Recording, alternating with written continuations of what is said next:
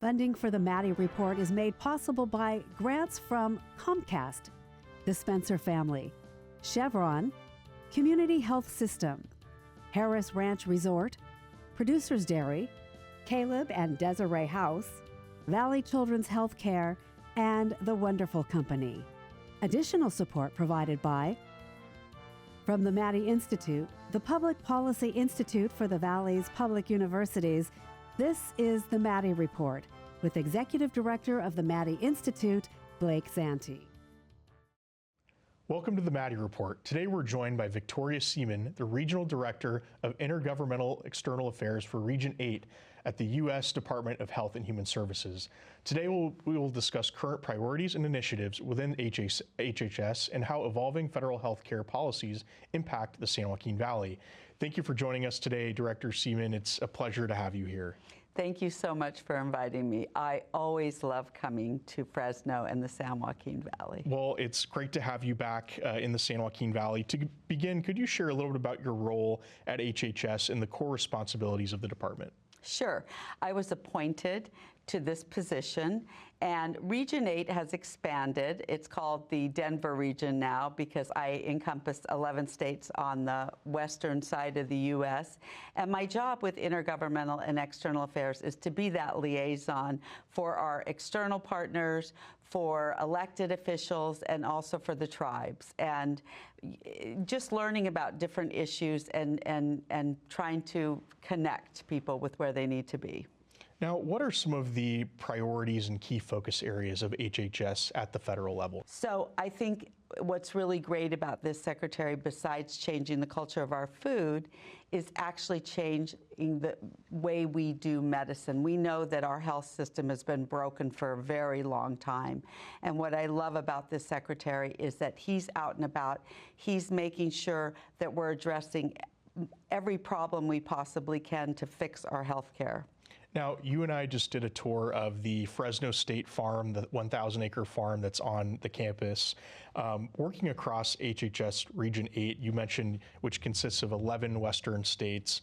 What are some of the key trends you're seeing, and how does California compare to other states in the region? Well, the goal of the Secretary is that we make sure that every American is healthy. We're trying to make America healthy again when it comes to our food. These farms are so important because it's about eating whole food. We flip the food chart, and the San Joaquin Valley itself is a jewel. It really does supply most of the country's food, and it supplies part of the world's food. And touring in this area is just amazing. And I think that the trends that we're seeing are that I think these farms now are appreciated for what they do as far as eating whole food, the dairies.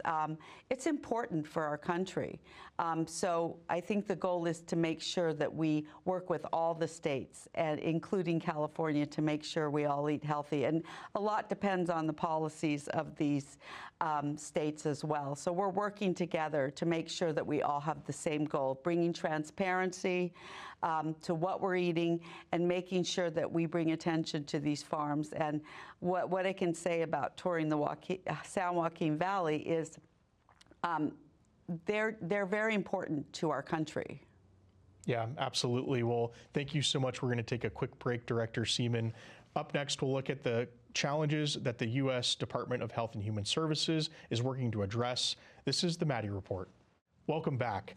Director, thank you so much for joining the Maddy Report today. In this segment, I'd like to take a little bit of a closer look at the department's public health priorities and how it's working to implement these goals. Earlier this year, HHS released new dietary guidelines. What are the key goals behind these updates, and how are they intended to guide public health and nutrition policy moving forward? Well, as we talked about, it's really important for Americans to get healthy again. We found that 40% of our youth had at least one chronic disease by the time they reach adulthood. And so by flipping the food chart and really promoting real food, drinking whole milk, making sure that we eat healthy. What we've seen is a lot of ultra-processed foods that Americans are eating. These foods aren't even allowed to be exported to Europe. If you look at a same product in Europe that we have here, you'll see maybe 3 ingredients, and here it has, I don't know, it could go on to 10, 15, 20 ingredients. And so I think the really important thing that HHS is doing is changing the culture of how we think about food by being transparent about what's in our food and the root causes of our health care. And the Secretary's goal is to really bring that transparency up front so people will, so the culture will change. One of the things that we've seen is you see a lot of corporations now taking dyes out of their food, taking certain ingredients out of their food, because as we change the culture, if they aren't changing, they're going to be left behind. And you mentioned that root cause. The department currently emphasizes that combating the root cause of childhood chronic conditions. What does that mean in practical terms for policy and public health? I guess implications in policy making. So one of the things that we're doing is going state to state and trying to implement the Secretary's policies to make the food healthier. But as I said, I'm seeing the culture changing. And as we're doing that, you're seeing the corporations in itself coming out and saying, we're taking out these ingredients. So again, if we change the culture, people are starting to look at the food that they're eating and the food that they're giving to their children. And we're really trying to make sure that we're talking about it. And that's why we flipped the food chart. That's why we want to make sure that schools are serving healthy foods to the children. And so that's what we're doing, and I think it's working. Now, shifting gears a little bit, prescription drug affordability is something the administration has been very focused on. It continues to be a major concern for many families here in the U.S. What's the role that HHS plays in these efforts to reduce costs and improve access to medications? Well, in my lifetime, I haven't seen a secretary of HHS or an administration work on so many different issues to make America healthy again. And what I love about this administration is the Trump RX, lowering drug costs. But besides lowering drug costs, we're talking about how we are the country that's spending the most on medication. And again, working with those prescription drug companies and bringing them to the table and telling them we're not willing to pay more than other countries. But the Trump RX has been amazing in lowering drug costs. Now, talk a little bit about Trump RX. What, maybe for viewers who don't know about it, what is Trump RX? So Trump RX is where you can go online, cut out the middleman, and get your prescriptions much cheaper. And it's literally trumprx.gov, I believe, or .com. But it's Trump RX online. And you can literally cut out that middleman. And that's what, they're adding more and more medications. But besides that, they're meeting with drug companies and discussing that. They're meeting with insurance companies. So they're very proactive in almost every aspect of healthcare. Well, that's really interesting. Thanks for sharing that with our viewers. We're going to take another quick break, and we'll be right back after this. This is the Maddy Report.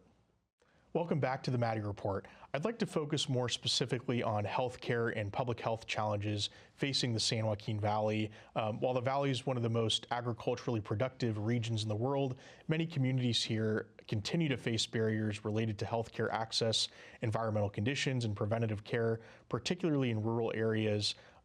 Unique environmental and public health concerns such as air quality challenges and extreme summer heat impact millions of valley residents throughout the region.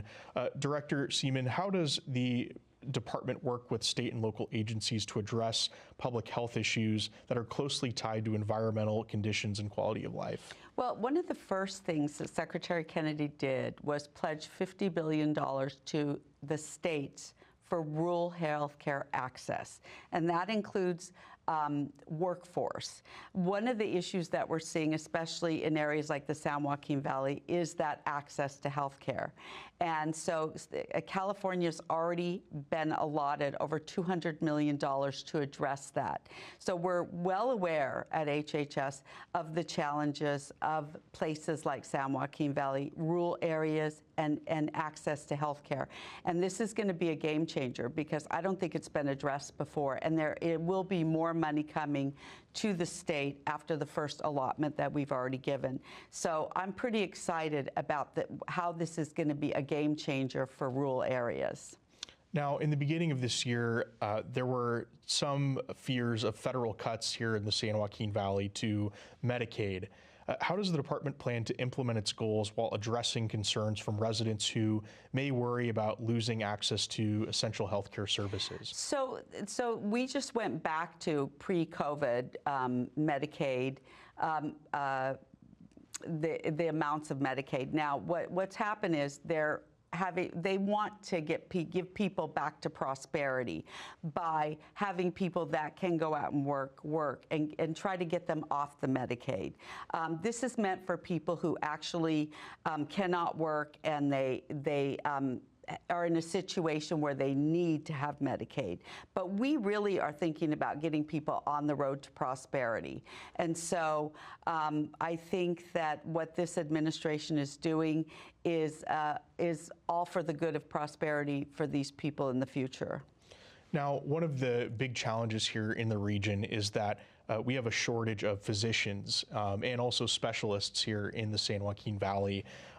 We have certain programs, and there are a lot of folks working on solutions to address these things. We have California Health Sciences University, which is a DO school. We have UCSF Fresno that has residency placements here in the Valley. UC Merced is building a medical school, but there still remains, those are long-term solutions. Right. There's still a physician shortage. Along with the department's priorities, is there a plan to address this physician shortage in rural areas like the San Joaquin Valley? That's part of the $50 billion Rural Transformation Program, and that really is truly for, a lot of it is for workforce. I mean, that is part of the solution to address that. Because we know there's a shortage. It's not just here in the San Joaquin Valley, it's all over the country. And so that was a big step moving forward to help with that. And I think like I said, I think it's going to be a big game changer. Thank you very much, Director. We'll be right back to wrap up our conversation with Director Victoria Seaman from HHS. This is the Maddy Report. Welcome back. Director Seaman, thanks again for joining us on the Maddy Report today. Before you go, I'd like to continue our conversation about healthcare needs being addressed in the San Joaquin Valley, as it's often overlooked in policymaking. Preventative health care is often more difficult to access in rural and low-income communities. We've talked a lot today about making America healthy again, healthy eating, and the things that the administration is focused on to try to advance some of those preventative solutions. But leading many residents to seek care only during emergencies. So a lot of residents end up going to the emergency department for their, for seeking care rather than going to a general medicine doctor or taking preventative care.